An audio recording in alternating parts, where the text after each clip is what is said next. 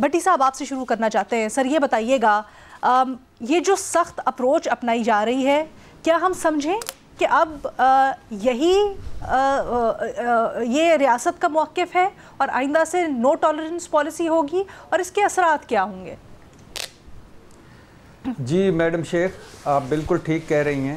سنا ایسے ہی جا رہا ہے کہ ریاست کا ایک ہی موقف ہے ہارڈ سٹیٹ, زیرو ٹالرنس اور زیرو ٹالرنس.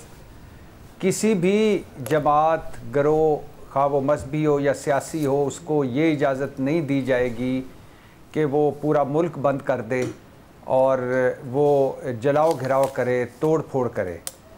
اب اس سے بھی آنے والے دنوں میں سنا جا رہا ہے کہ سختی ہوگی اس حوالے سے اور کسی حکومت یا ریاست کو بلیک میل کرنے کی اجازت نہیں دی جائے گی. اور یہ بھی بالکل ٹھیک ہے یہ سوال کہ ایسے اقدامات سے انتہا پسندی کے خلاف ایک مؤثر قدم یہ اٹھے گا.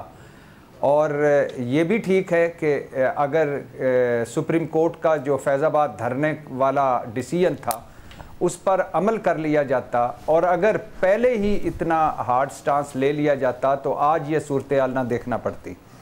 اب مجھے بتائیے انتشار پھیلانا, پرتشدد احتجاج, جلاؤ گھراؤ, نجی املاک کو نقصان پہنچانا, فرقہ واریت کو فروغ دینا اور پولیس اہلکاروں پر گولی چلانا, اب کیا رہ گیا ہے؟ اس کے بعد آپ سمجھتے ہیں کہ کوئی بھی جماعت اگر یہ کرتی ہے تو اس پر پابندی نہیں لگنی چاہیے.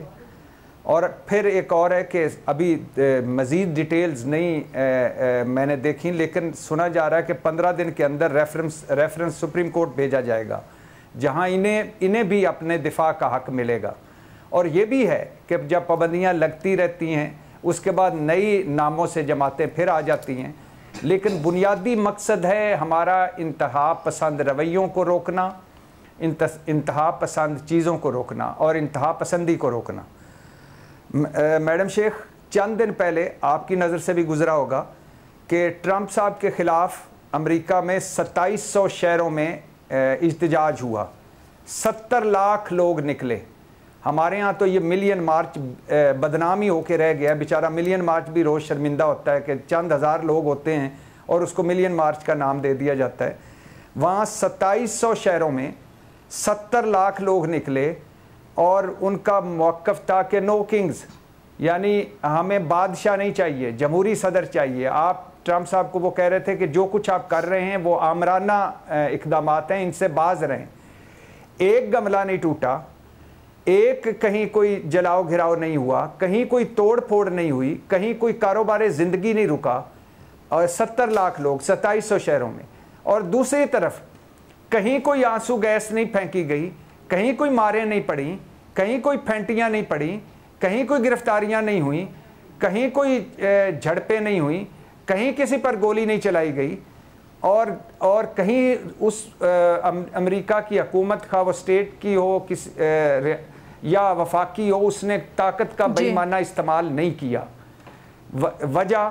وجہ یہ تھی کہ ان کو بھی پتا تھا کہ یہ ان کی ریڈ لائن کہاں ہے اور ان کو بھی پتا تھا کہ ان کی ریڈ لائن کہاں ہے. ہمیں تو یہ نہیں پتا کہ حکومت اور ریاست کی ریڈ لائن کہاں سے ختم ہوتی ہے, کہاں سے شروع ہوتی ہے, اور ان کی کہاں ختم ہوتی ہے اور کہاں سے شروع ہوتی ہے. میڈم شیخ کسی کو یہ اجازت نہیں دی جا سکتی کہ وہ نفرت پھیلائے, اشتعال انگیزی پھیلائے, توڑ پھوڑ کرے, جلاؤ گھراؤ کرے. کسی کو یہ اجازت نہیں دی جا سکتی کہ وہ کفر کے فتوے بانٹے, کون مسلمان ہے اور کون نہیں ہے وہ طے کرے. کسی کو یہ اجازت نہیں دی جا سکتی کہ مسجدوں, مدرسوں, ممبر رسول کا دین کے الٹ, دین کی تعلیمات کے الٹ یا غلط استعمال کرے. کسی کو یہ اجازت نہیں دی جا سکتی کہ اس کا جب جی چاہے اپنے جائز یا ناجائز مطالبات کے لیے سڑکیں بند کر دے, موٹر وے بند کر دے, کاروبار زندگی بند کر دے اور حکومت کو بلیک میل کرے. کہیں نہ کہیں آ کر اس حکومت اور اس ریاست کو آگے آنا پڑے گا اور روکنا پڑے گا. اور جب نہیں روکتے تو تب بھی الزام لگتا ہے کہ یار یہ کہاں ہے حکومت, کہاں ہے حکومتی رٹ, اور جب روکتے ہیں تب بھی الزام لگتا ہے کہ یہ کیا کر رہے ہیں, اتنا آمرانہ طرز عمل. تو دونوں طرف تالی دونوں ہاتھ سے آخری بات میڈم شیخ بجتی ہے. اور وہ یہ بچتی ہے کہ احتجاج کرنے والوں پر بھی یہ بہت بڑی ذمہ داری ہوتی ہے کہ ان کی ریڈ لائن کہاں ہے، اور جو حکومت یا ریاست ہے ان کو بھی ان پر بھی بڑی ذمہ داری ہوتی ہے کہ یہ ریڈ لائن کہاں ہے۔ تو میرا خیال ہے یہ صرف ایک جماعت کا معاملہ نہیں، ایک سیٹ کر دینا چاہیے ایک چیز کہ اس کے بعد کوئی یہ جرت نہ کرے کہ ریاست کی حکومت کو بلیک میل کرے۔